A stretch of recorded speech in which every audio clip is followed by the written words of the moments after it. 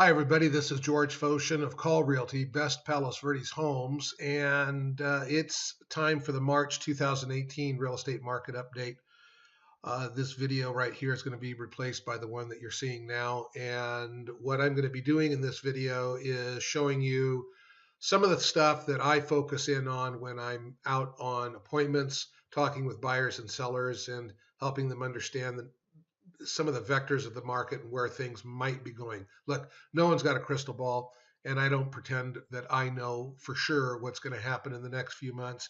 But we can certainly take the temperature of the market by looking at the facts and making some reasonable conclusions. And one of the facts that I focus in on are the interaction of supply and demand, because after all, real estate is a commodity like any other commodity. Its price is regulated by how much demand there is and how much supply there is. So if we divide the market in the South Bay into Palos Verdes Estates, the entire peninsula, the South Bay, Rancho PV, Rolling Hills Estates, and Rolling Hills, we can kind of figure out a little bit about what's going on. And then furthermore, what I do is look at 6-month intervals of time so that there is enough data to draw some conclusions and take the seasonality out of the equation by focusing in on the same 6-month period of time and then comparing it to the previous 6 months. So let's look at the Palos Verdes Peninsula as a whole for a moment. September 1st, 2016 through the end of February of 17, and for the same period, September 1st, 2017, end of February 2018, and then the immediate preceding 6-month period of time, August 1st through January 31st. So let's look what's happening for the peninsula. Supplies are down, so that might be helpful to sellers, but it's the balance between the two that's really more important, right? And demand, as measured by pending sale volume, is down 10 times more. So that's a lot of pressure on the upward trend that's been going on for so long on prices. I'm not saying that prices will stop appreciating. I don't think they will. But the rate of appreciation, I think, there's going to be some pressure on that.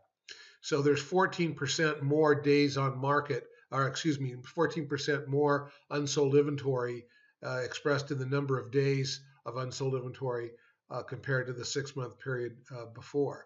And that's kind of a trend that we're seeing across the board. Palos Verdes Estates is experiencing the same thing. Supplies are down, but demand is down even more. For the South Bay as a whole, supply, this is where, we're looking at negative numbers, but again, it's the balance between the two. Supplies down almost 9%, demand down too, not as much. So this is what's continuing to fuel a little bit of appreciation in the market. For Rancho Palos Verdes, supplies up a lot and demand down. For Rolling Hills Estates, wow, big changes here. Big changes here. Listing supply of homes up almost 17% and demand down 21%. That's huge. A 26% change in unsold inventory.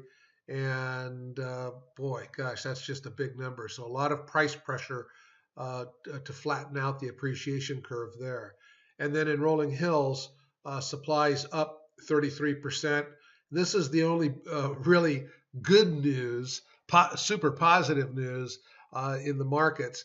The city of Rolling Hills is experiencing some good metrics with supplies up, but demand up way more. So the number of days of unsold inventory has actually dropped. I looked a little bit further into this, and the reason this is happening is because a lot of the listings that had been on the market for so long, finally the sellers have capitulated and dropped their prices to market acceptable levels, and things are sales were picking up.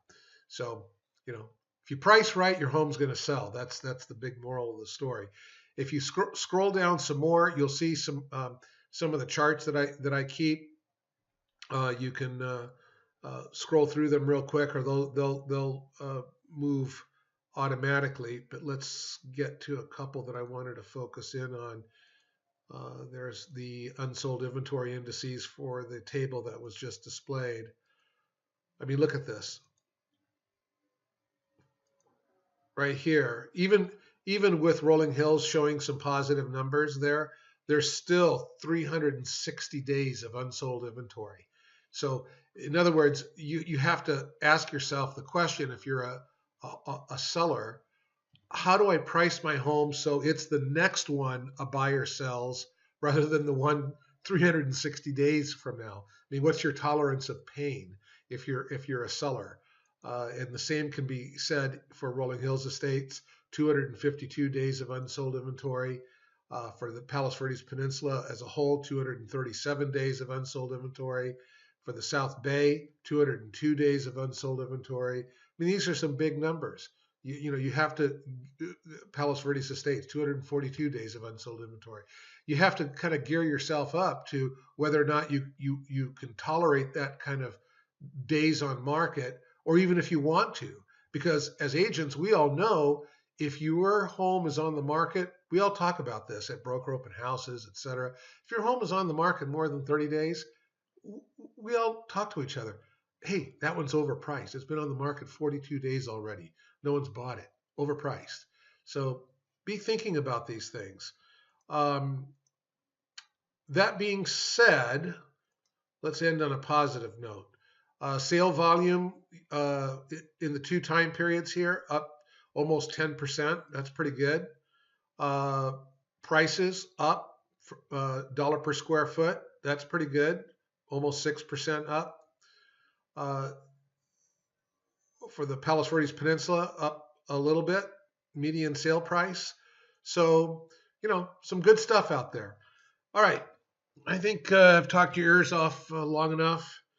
Fill out this little survey. I'd really be interested in knowing what your opinion is. Uh, and I think that's about it for now. You can explore the rest on your own. Thanks very much for watching. Bye.